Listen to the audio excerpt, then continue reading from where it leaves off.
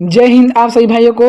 जो भाई बिहार पुलिस में फॉर्म को अप्लाई किए हैं उनके एक बार फिर से जय हिंद। देखिए ये बिहार पुलिस के लिए काफ़ी ज़्यादा इंपॉर्टेंट क्वेश्चन है, इसीलिए अगर आप लोग बिहार पुलिस के फॉर्म को अप्लाई किए हैं तो आप लोग इस वीडियो को जरूर देखिएगा, क्योंकि ये वीडियो आपके लिए बहुत ज़्यादा खास रहने वाला है। ये सब जो क्वेश्चन है काफ़ी ज़्यादा इंपॉर्टेंट है। आप लोग देख रहे हैं ये सब सभी ने किसी न किसी एग्जाम में पूछा ही प्रश्न है, इसीलिए आप लोग इस वीडियो को जरूर देखिएगा। और चैनल पर नए होंगे तो चैनल को सब्सक्राइब करके बेल आइकन को दबा लीजिएगा, क्योंकि इस चैनल के माध्यम से आपको बिहार पुलिस में काफ़ी ज़्यादा हेल्प किया जाएगा। इसीलिए आप लोग इस चैनल से जुड़ जाइएगा और ये सब जितना भी क्वेश्चन है ये सब क्वेश्चन को कीजिए और शुरू से अंत तक ये वीडियो को देखिए, वीडियो को लाइक कर लीजिएगा। देखिए सबसे पहले यहाँ पर आपको प्रश्न दिया है, कार्य का मात्रक है। जो कार्य का मात्रक होता है क्या होता है? तो कार्य का मात्रक आपका जूल होता है। Right answer option number A हो जाएगा, कार्य का मात्रक जूल होता है। दूरी की इकाई निम्नलिखित में से कौन सी है? दूरी की इकाई निम्नलिखित में से कौन सी है? तो दूरी को हम लोग प्रकाश वर्ष में मापा जाता है, तो right answer option number B हो जाएगा, दूरी की इकाई प्रकाश वर्ष होता है। बल की एसआई यूनिट है। जो बल का एसआई यूनिट होता है क्या होता है? तो बल का एसआई मात्रक होता है न्यूटन, तो correct answer option number B हो जाएगा। चाल की एसआई मात्रक होता है, तो चाल का जो एसआई मात्रक होता है वो मीटर प्रति सेकेंड होता है, तो correct answer option number C हो जाएगा, चाल का एसआई मात्रक मीटर प्रति सेकेंड। ये सब आपको एग्जाम में पूछा जाएगा एसआई मात्रक से। पार्सेक इकाई है, जो पार्सेक है किसका इकाई है? तो दूरी का, इसलिए correct answer option number A हो जाएगा, जो पार्सेक मात्रक होता है इकाई होता है दूरी का होता है। निम्नलिखित में से माप की कौन सी एक इकाई है जो ब्रह्मांड के विस्तार की दर की व्याख्या करता है? बताइए निम्नलिखित में से कौन सी एक इकाई है जो ब्रह्मांड के विस्तार की दर की व्याख्या करता है? तो हबल नियतांक है, हबल नियतांक। Correct answer option number B हो जाएगा, ये ब्रह्मांड के विस्तारित की दर को व्याख्या करता है हबल नियतांक, करेक्ट आंसर बी। ल्यूमेन किसका मात्रक है?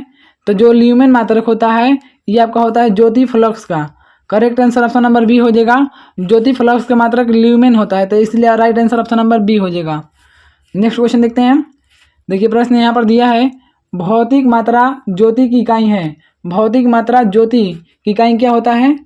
तो ज्योति की मात्रक होता है आपका lux, correct answer option number C हो जाएगा, जो भौतिक मात्रा ज्योति होता है ज्योति की इकाई लक्स होता है, करेक्ट आंसर आपको सी हो जाएगा। पास्कल इकाई है, जो पास्कल इकाई है किसका इकाई होता है? पास्कल, तो दाब का, करेक्ट आंसर बी हो जाएगा, जो पास्कल मात्रक होता है दाब का होता है। आप लोग देख रहे हैं ये सब किसी न किसी एग्जाम में पूछा हुआ प्रश्न है। आपको बिहार पुलिस के लिए काफ़ी ज़्यादा इंपॉर्टेंट प्रश्न है। आप लोग बिहार पुलिस का अगर फॉर्म अप्लाई किए हैं वीडियो को अंत तक देखिएगा, वीडियो को लाइक नहीं किए लाइक कर दीजिएगा। कैंडेला मात्रक है, कैंडेला किसका मात्रक होता है? तो आपका मात्रक होता है ज्योति तीव्रता का, राइट आंसर डी हो जाएगा, जो कैंडेला मात्रक होता है ज्योति तीव्रता का होता है। ऊर्जा की इकाई है, जो ऊर्जा की इकाई क्या होता है? तो ऊर्जा की इकाई जूल होता है, तो right answer option number A हो जाएगा, ऊर्जा की इकाई जूल होता है। चुंबकीय क्षेत्र की माप की इकाई क्या होता है? तो चुंबकीय क्षेत्र की माप की इकाई क्या होता है? तो टेस्ला होता है, तो इसलिए right answer option number A हो जाएगा, चुंबकीय क्षेत्र की माप की इकाई टेस्ला, करेक्ट आंसर है। नेक्स्ट देखते हैं क्वेश्चन, हर्ट्ज क्या मापने की यूनिट है? बताइए हर्ट्ज क्या मापने की यूनिट है? अगर आप लोग को आंसर पता है तो आप लोग कमेंट जरूर कीजिएगा। हर्ट्ज जो है क्या मापता है? तो हर्ट्ज मापता है तरंगों की आवृत्ति, राइट आंसर डी हो जाएगा, हर्ट्ज तरंगों की आवृत्ति मापता है, राइट आंसर डी। विद्युत मात्रा की इकाई क्या होता है? जो विद्युत मात्रा की इकाई होता है वो एम्पियर होता है, right answer option number A हो जाएगा, विद्युत मात्रा की जो इकाई होता है एम्पियर, करेक्ट आंसर है। एसआई पद्धति में लेंस की शक्ति की इकाई क्या होता है? एसआई पद्धति में लेंस की शक्ति की इकाई क्या होता है? तो डायप्टर, लेंस की शक्ति को हम लोग डायप्टर बोलते हैं, right answer option number B हो जाएगा। नेक्स्ट क्वेश्चन देखिए, ध्वनि की तीव्रता मापने की इकाई क्या होता है? जो ध्वनि की तीव्रता मापते हैं उसकी इकाई क्या है? तो डेसिबल, डेसिबल में ध्वनि की तीव्रता को मापा जाता है, करेक्ट आंसर डी हो जाएगा। विद्युत धारा को नामक इकाई द्वारा व्यक्त किया जाता है। विद्युत धारा को कौन सा नामक इकाई द्वारा हम लोग सूचित करते हैं, व्यक्त करते हैं? तो एम्पियर से, विद्युत धारा को एम्पियर नामक इकाई द्वारा व्यक्त किया जाता है, राइट आंसर डी हो जाएगा। नेक्स्ट क्वेश्चन देखते हैं। देख रहे हैं आप लोग ये सब 2022 में क्वेश्चन इससे पूछा हुआ है। विद्युत आवेश की एसआई मात्रक क्या होता है? तो विद्युत आवेश का जो एसआई मात्रक होता है वो कूलाम होता है, right answer option number C हो जाएगा, कूलाम जो होता है विद्युत आवेश का एसआई मात्रक होता है। आप लोग को पता होना चाहिए कि जो बिहार पुलिस का सिलेबस चेंज हो गया है, सब 9-10 कर दिया है, और ये सब जो क्वेश्चन है काफ़ी ज़्यादा इंपॉर्टेंट है। इसको आप लोग इस सब क्वेश्चन को हल्का मत लीजिएगा, क्योंकि यही सब क्वेश्चन देगा और आप लोग भारी भारी क्वेश्चन पर कर जाएंगे, जो कि कोई भी क्वेश्चन नहीं लड़ेगा। इसलिए ये सब सिंपल क्वेश्चन पढ़िए, आपको ऐसा ही क्वेश्चन पूछा जाएगा बिहार पुलिस में, क्योंकि जो सिलेबस है आपको चेंज करके 9 और 10 कर दिया है। इसीलिए आप लोग को ये क्वेश्चन ये सब काफ़ी इंपॉर्टेंट देख रहे हैं आप सब कि एसएससी की एग्जाम में पूछा हुआ है। एसएससी आपको पता है ना, ये सबसे हार्ड एग्जाम होता है एसएससी। इसलिए आप लोग एसएससी का जब पूछ सकता है तो बिहार पुलिस में ये पूछ सकता है। निम्नलिखित में से तापमान के ऐसे क्या होता है? जो तापमान का ऐसा मात्रक होता है वो क्या होता है? तो right answer option number B हो जाएगा। तापमान का केल्विन होता है, राइट आंसर बी हो जाएगा। विद्युत ऊर्जा की व्यवसायिक इकाई क्या होता है? जो विद्युत ऊर्जा की व्यवसायिक इकाई होता है वो होता है किलोवाट प्रति घंटा। ये विद्युत ऊर्जा की व्यवसायिक इकाई होता है किलोवाट प्रति घंटा। तो right answer option number D. संवेग का ऐसा मात्रक क्या होता है? जो संवेग का ऐसा मात्रक होता है वो होता है किलोग्राम मीटर प्रति सेकेंड। किलोग्राम मीटर प्रति सेकेंड होता है संवेग का ऐसा ही मात्रक। नेक्स्ट क्वेश्चन देखते हैं। देखिए, प्रकाश वर्ष से संबंध में निम्नलिखित में से कथनों पर विचार करना है कि प्रकाश वर्ष के संबंध में कौन सा कथन राइट है। तो देखिए यहाँ पर प्रकाश वर्ष अति दीर्घ दूरियां मापने का मात्रक है। राइट ऑप्शन नंबर यहाँ पर ये हो जाएगा। जो प्रकाश वर्ष है ये अति दीर्घ दूरियां मापने के लिए प्रयोग किया जाता है। तो राइट आंसर ऑप्शन नंबर यहाँ पर आपको एक हो जाएगा। केवल इसमें एक सही है, बाकी ये सब रॉन्ग है, आप लोग पढ़ लीजिएगा। नेक्स्ट क्वेश्चन देखते हैं। देखिए प्रश्न दिया है 23 नंबर, निम्नलिखित में से कौन सा एक ऊर्जा का मात्रक नहीं है? यानी कि ऊर्जा का मात्रक नहीं है। इसमें जो 3 दिया है, 3 को ऑप्शन ऊर्जा का मात्रक दिया है, लेकिन एक ऐसा है जो ऊर्जा का मात्रक नहीं है। तो किलोग्राम मीटर प्रति सेकंड स्क्वायर। किलोग्राम मीटर प्रति सेकंड स्क्वायर ये आपका बल का मात्रक होता है, ये ऊर्जा का मात्रक नहीं होता है। जबकि जूल, वाट घंटा, न्यूटन मीटर ये सब के सब ऊर्जा का मात्रक है, लेकिन ये किलोग्राम मीटर प्रति सेकंड स्क्वायर ऊर्जा का मात्रक नहीं है। दीप्त तीव्रता को मापने के लिए ऐसा इकाई क्या है? तो दीप तीव्रता को मापने के लिए जो ऐसा ही मात्रक होता है कैंडेला होता है। Right answer option number B हो जाएगा। दीप तीव्रता को मापने के लिए ऐसा ही मात्रक कैंडेला होता है। निम्नलिखित में से कौन सा मात्रक वही मात्रक मापता है जो ऐसा ही मात्रक पास्कल द्वारा मापती है? बताइए कौन सा मात्रक जो वही मापता है जो पास्कल द्वारा मापा जाता है? तो यहाँ पर आपको राइट आंसर हो जाएगा टॉर। टॉर को पास्कल द्वारा मापते हैं, ठीक है। तो right answer option number C. Next question देखिए, प्रश्न आपको दिया है, निम्न में से ऊष्मागतिकी यानी थर्मोडायनामिक तापमान की इकाई क्या होती है? निम्न में से ऊष्मागतिकी थर्मोडायनामिक के माप तापमान की एसआई इकाई क्या होता है? तो जो एसआई मात्रक होता है वो आपका केल्विन होता है। Right answer option number C हो जाएगा, केल्विन। किए गए कार्य की इकाई क्या होता है? तो किए गए कार्य का जो इकाई होता है मतलब मात्रक होता है वो आपका जूल होता है। कार्य का मात्रक जूल होता है। सिंपल तरीका है, आपको समझने वाली ये सब बात है कि यहाँ पर दिए गए कार्य की इकाई क्या है। मतलब यहाँ पर देखिए आपको भुलवा के क्वेश्चन दे रहा है, लेकिन आपको कंफ्यूज नहीं होना है। बस कार्य पूछ रहे हैं, कार्य का मात्रक होता है जूल। सिंपल तरीका है। त्वरण ज्ञात करने के लिए यहाँ पर सही सूत्र कौन सा होता है? तो त्वरण ज्ञात करने के लिए हम लोग आते हैं फॉर्मूला ए बराबर वी माइनस सी बटा टी। ए बराबर होता है वी माइनस ई बटा टी होता है। आप लोग कमेंट करके बताइएगा कि यहाँ पर वी और ई यहाँ पर टी क्या है, ये तीनों क्या है, आप लोग कमेंट में बताइएगा, ठीक है। और देख रहे हैं यहाँ देखिए ये जो क्वेश्चन ये बीपीएससी में पूछा हुआ है, यानी कि बिहार दरोगा में। जब दरोगा में क्वेश्चन पूछ सकता है तो ये एकदम सिंपल जो बिहार पुलिस एकदम लो कैटेगरी के उसमें तो अवश्य पूछेगा। इसलिए आप लोग वीडियो को 2-3 बार रिपीट कीजिएगा। त्वरण का ऐसा ही मात्रक क्या होता है? तो जो त्वरण का मात्रक होता है वो आपका राइट आंसर हो जाएगा ऑप्शन नंबर डी, मीटर प्रति सेकेंड स्क्वायर। त्वरण का मात्रक होता है मीटर प्रति सेकेंड स्क्वायर होता है। Correct answer D. Next question देखिए, यहाँ पर आपको मिलान करना है और इधर आपको ऑप्शन नंबर चूज करना है कौन सा यहाँ पर ऑप्शन राइट हो जाएगा। तो यहाँ पर आपको राइट आंसर हो जाएगा आपका ऑप्शन नंबर यहाँ पर सी हो जाएगा, यानी कि उच्च वेग जो है यह मैक का मापता है। तरंगदैर्घ्य जो है ये आपका एंगस्ट्रॉम मापता है, दाब पास्कल का मापता है और ऊर्जा जूल का मापता है, ठीक है। यानी कि जो जूल है ऊर्जा ऐसे उल्टा दिया है कि जूल जो है ना यानी कि मात्रक, सिंपल तरीके में बोलेंगे मात्रक दिया है। जो उच्च वेग का मात्रक होता है मैक, तरंगदैर्घ्य का मात्रक जो होता है एंगस्ट्रॉम, दाब का मात्रक पास्कल और ऊर्जा का मात्रक जूल होता है। तो राइट आंसर ऑप्शन नंबर यहाँ पर आपको सी हो जाएगा। नेक्स्ट क्वेश्चन देखते हैं। देखिए यहाँ पर अगर आप तो अभी तक वीडियो को लाइक नहीं किए तो वीडियो को लाइक कर दीजिएगा। वीडियो को बनाने में बहुत मेहनत लगता है, इसलिए आप लोग वीडियो को कृपया करके लाइक कर कीजिए। देखिए यहाँ पर अभी सूची 1 से सूची 2 को मिलान करना है। तो यहाँ पर ये देखिए right answer option number A हो जाएगा दूरी। दूरी जो है ये आपको प्रकाश वर्ष जो मात्रक है दूरी का मात्रक हो जाएगा प्रकाश वर्ष। पदार्थ की मात्रा का मात्रक हो जाएगा मोल, पदार्थ की मात्रा का मात्रक मोल। और विद्युत आवेश की मात्रा का हो जाएगा आपको ये कूलाम हो जाएगा। ऊर्जा का मात्रक वाट घंटा हो जाएगा। तो राइट आंसर ऑप्शन नंबर यहाँ पर आपको ए हो जाएगा। सूची 1 से सूची 2 को यहाँ पर भी मिलान करना है आपको। तो यहाँ पर देखिए जो त्वरण मात्रक हो जाएगा, त्वरण मात्रक मीटर प्रति सेकंड स्क्वायर हो जाएगा, बल का मात्रक न्यूटन हो जाएगा, और कृत जो कृत कार्य है इसका मात्रक जूल, आवेग का मात्रक न्यूटन सेकेंड। तो राइट आंसर ऑप्शन नंबर यहाँ पर आपको डी हो जाएगा। नेक्स्ट क्वेश्चन देखिए, प्रश्न दिया है, बोल रहा है कि प्लांक के अचर में किसका आयाम होता है। तो प्लांक के अचर में किसका आयाम होता है, तो प्लांक के अचर में आयाम होता है आपको कोणीय गति का। राइट आंसर सी हो जाएगा, प्लांक के अचर में कोणीय गति का आयाम होता है। एक लड़की झूले पर बैठी स्थिति में झूला झूल रही है, उस लड़की के खड़े हो जाने पर दोलन का आवर्तकाल क्या होगा। एक लड़की है जो झूला पर झूला झूल रही है, एक लड़की है इस झूला पर झूला यहाँ से यहाँ तक झूल रही है, और ये झूला से एक लड़की उतर जाती है। तो पूछा इसका आवर्तकाल क्या हो जाएगा। जो इसका आवर्तकाल होगा क्या हो जाएगा, कम हो जाएगा, यानी कि ये कम अब घूमने लगेगा, एकदम धीरे धीरे करते करते ये रुक जाएगा, तो इसका आवर्तकाल कम हो जाएगा। राइट आंसर ऑप्शन नंबर यहाँ पर आपको ए हो जाएगा।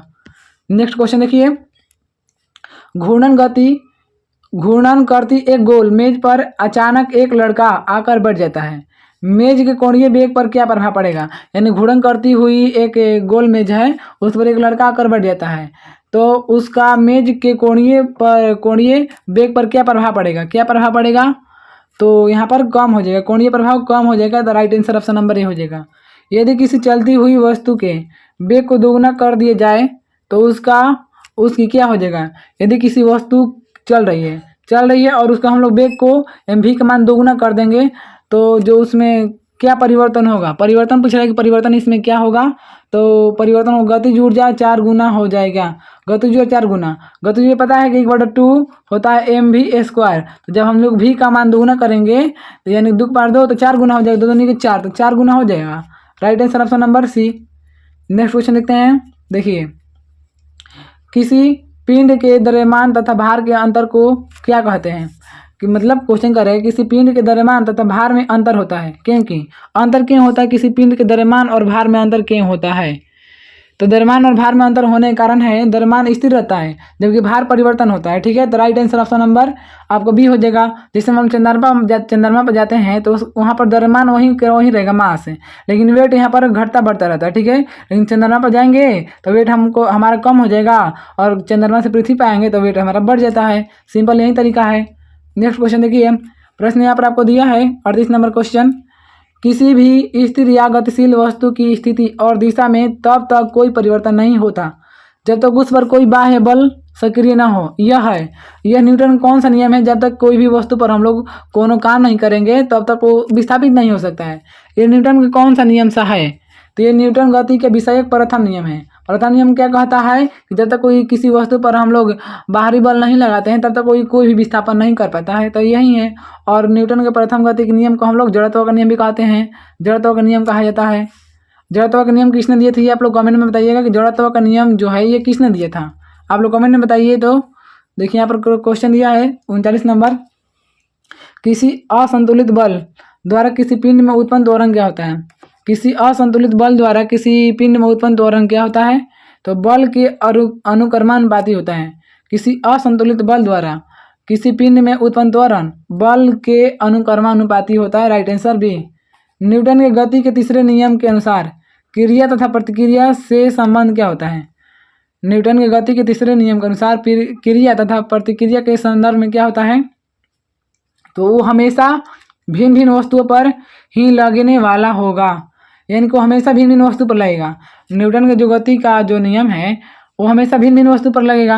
Right answer option number C हो जाएगा। न्यूटन गति का तीसरा नियम भिन्न भिन्न वस्तुओं पर लगता है, याद रखिएगा।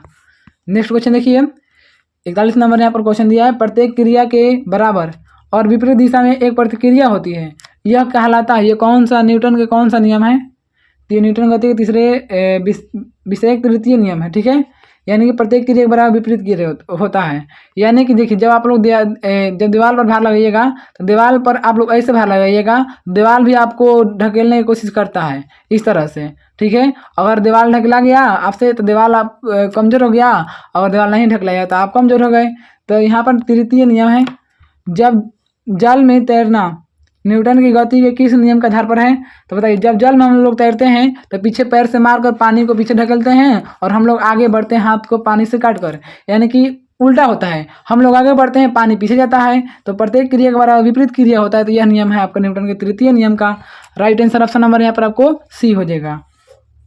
नेक्स्ट क्वेश्चन देखिए, प्रश्न दिया है यहाँ पर, कोई पिंड तब तक विरामावस्था में ही बना रहेगा जब तक उस पर कोई बाह्य बल कार्य नहीं करता है। यह कथन किसका है बताइए, और यह कौन सा नियम का है। देखिए हम बता देते हैं कि यह न्यूटन की गति के नियम है। ठीक है, हम बताए हैं ना कि जब तक ये पिंड है और इसको जब तक हम लोग कोई भी बाहरी बल नहीं लगाएंगे तब तक ये हिलेगा नहीं हिलेगा। तो इसको हिलाने के लिए बाहरी बल का लगाना बहुत जरूरी है। तो बाहरी से लगाएंगे तो उसको बोलते हैं हम लोग न्यूटन गति के प्रथम नियम। ये पूछ रहा है कि यह किसका कथन है, तो ये न्यूटन का है। और गति पूछ जाएगा कौन सा नियम है गति का, तो ये प्रथम नियम है। बल की परिभाषा आती है न्यूटन के गति के पहले नियम से। न्यूटन के गति के पहले नियम से बल की परिभाषा मिलती है, दूसरे नियम से बल का व्यंजक मिलता है, याद रखिएगा। नेक्स्ट क्वेश्चन देखिए, प्रश्न दिया यहाँ पर आपको, किसी पिंड के उस गुणधर्म को क्या कहते हैं जिससे वह सीधी रेखा में विराम या एक समान गति की स्थिति में किसी भी परिवर्तन का विरोध करती है, उसको क्या कहा जाता है बताइए। तो उसको कहा जाता है आपको ऑप्शन नंबर यहाँ पर राइट आंसर बी, न्यूटन गति के द्वितीय नियम कहा जाता है। सॉरी, ये जड़त्व नियम कहा जाता है, जड़त्व नियम। देखिए रिपीट एक बार क्वेश्चन करते हैं कि किसी पिंड के उस गुणधर्म को क्या कहते हैं जिससे वह सीधी रेखा में विराम या एक समान गति की स्थिति कि किसी भी परिवर्तन का विरोध करती है, उसे जड़त्व कहते हैं, जड़त्व। राइट आंसर बी, किस नियम को जड़त्व का नियम भी कहा जाता है बताइए। तो न्यूटन गति के प्रथम नियम को। Correct answer option number A, अभी तुरंत बताए हैं ऊपर वाले क्लास में कि न्यूटन गति के प्रथम नियम को ही जड़त्व का नियम कहा जाता है। नेक्स्ट क्वेश्चन देखिए, गाड़ी खींचता हुआ घोड़ा किस बल के कारण आगे बढ़ता है। गाड़ी खींचता हुआ घोड़ा किस बल के कारण आगे बढ़ता है। तो पृथ्वी द्वारा छोड़े गए पैरों पर आरोपित बल। पृथ्वी द्वारा छोड़े गए पैरों पर आरोपित बल के कारण जो घोड़ा बैलगाड़ी होता है, चाहे कोई भी गाड़ी होता है, वो आगे बढ़ता है। तो पृथ्वी द्वारा छोड़े गए पैरों पर आरोपित बल के कारण बढ़ता है आगे। नेक्स्ट क्वेश्चन देखिए, प्रश्न दिया है यहाँ पर आपको, चलती हुई बस जब अचानक ब्रेक लगाती है तो उसमें जो बैठे हुए यात्री होते हैं आगे की दिशा में गिरते हैं, इसके किसके द्वारा समझाया जा सकता है बताइए, कौन से नियम के द्वारा समझाया जा सकता है। तो यहाँ पर आपको राइट आंसर हो जाएगा, बताइए क्या हो जाएगा यहाँ पर राइट आंसर। तो यहाँ पर आपको करेक्ट आंसर हो जाएगा आपका ऑप्शन नंबर बी, न्यूटन का पहला नियम। न्यूटन का पहला नियम देखिए, यहाँ पर ये बस है, एक यहाँ पर बस है, ठीक है, और इस बस में जो बैठे यात्री हैं, अभी तो बस जब चल रहा है तो कोई बात नहीं है, लेकिन जब बस में ब्रेक लगेगा ब्रेक तो ये व्यक्ति आगे की ओर फेंकाएंगे, यानी कि विराम अवस्था में थे, लेकिन जैसे ही ये ब्रेक लगाया तो ये गति में आ गए, यानी कि गति में आ गए, तो इसको बोलते हैं न्यूटन गति का प्रथम नियम। करेक्ट आंसर बी हो जाएगा। नेक्स्ट क्वेश्चन देखिए, रॉकेट किस सिद्धांत पर कार्य करता है बताइए। रॉकेट जो होता है ना, किस सिद्धांत पर कार्य करता है रॉकेट, तो ये न्यूटन का तृतीय नियम पर कार्य करता है। Correct answer option number A हो जाएगा, जो रॉकेट है आपका न्यूटन गति के तृतीय नियम पर कार्य करता है। अश्व यदि एकाएक चलना प्रारंभ कर दे तो अश्वरोही के गिरने की आशंका का कारण क्या होता है बताइए। यदि घोड़ा एकाएक चलना प्रारंभ कर दे तो जो अश्वरोही होता है उस पर घोड़े पर बैठे यात्री गिरने का आशंका क्या हो जाता है, तो जो गिरने का आशंका है विश्राम जड़त्व के कारण हो जाता है। ठीक है, विश्राम जड़त्व के कारण। Correct answer C. Next question देखिए, प्रश्न यहाँ पर आपको दिया है, क्रिकेट का खिलाड़ी तेजी से आती हुई बॉल को क्यों अपने हाथ को पीछे खींचकर पकड़ते हैं बताइए। जब क्रिकेट जो व्यक्ति खेलता है, जो ये गेंद है और गेंद ऐसे गिरता है तो ये व्यक्ति है जो बॉल पकड़ेगा, पकड़ के पीछे हाथ को अपना खींच लेता है। वो क्यों खींचता है, इसके पीछे कारण है बॉल विश्राम की स्थिति में आ सकती है इसीलिए। राइट आंसर ऑप्शन नंबर यहाँ पर ये हो जाएगा, बॉल विश्राम की स्थिति में आ सकती है इसलिए बॉल को पीछे और खींच लेता है। बल गुणनफल है बताइए, बल किसका गुणनफल होता है, तो जो बल गुणनफल है द्रव्यमान और त्वरण का, क्योंकि बल बराबर फार्मूला एफ बराबर ए में होता है, तो एम द्रव्यमान और ए त्वरण, तो द्रव्यमान और त्वरण गुणनफल है बल। नेक्स्ट क्वेश्चन देखिए, और देखिए ये बीपीएससी क्वेश्चन है, बीपीएससी में पूछा हुआ क्वेश्चन है दो में। क्वेश्चन यहाँ पर कह रहा है कि जब कोई व्यक्ति चंद्रमा पर उतरता है तो उसके शरीर में उपस्थित क्या होता है। जब कोई भी व्यक्ति चंद्रमा पर उतरता है तो उसके शरीर में भार घट जाता है तथा मात्रा अपरिवर्तित रहता है। बताएं अभी पीछे कि भार चंद्रमा पर घट जाता है और मात्रा यानी द्रव्यमान वहीं को वहीं रहेगा, अपरिवर्तन होगा, परिवर्तन नहीं होगा। यदि हम भूमध्य रेखा से दूर की ओर जाते हैं तो जी का मान क्या होता है। यदि हम भूमध्य रेखा से दूर जाते हैं तो जी का मान जो होता है ना वो बढ़ता जाता है, जी का मान बढ़ता जाता है। भूमध्य रेखा से यदि हम दूर जाएंगे तो जी का मान जो होगा वो बढ़ता जाएगा। तो करेक्ट आंसर ऑप्शन नंबर यहाँ पर आपको ए हो जाएगा। देखिए ये सेशन यहीं तक समाप्त होता है, ये अगर आप लोग बिहार पुलिस से और प्रैक्टिस सेट करना चाहते हैं तो आप लोग कमेंट में जरूर बताइएगा और कौन कौन से सब्जेक्ट करना चाहते हैं, ठीक है।